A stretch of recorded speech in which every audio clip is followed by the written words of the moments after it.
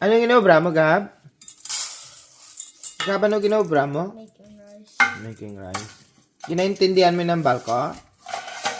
Ha? Yes. Naintindihan mo ang balko? Yes. Yes. Pira ka rice ginbutang mo? Ha? Pira? Maybe just 3 scoops of rice. That's too much, maybe. Nobody will eat it. Only 2 lang. O, darwa lang. Okay rin. Ay, makaon makawaw? Ha? Hindi. Na, enough na.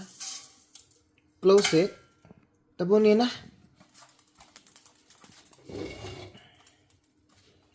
So remember, you use your finger, like, paano gani? To the level of the water. Over here, right?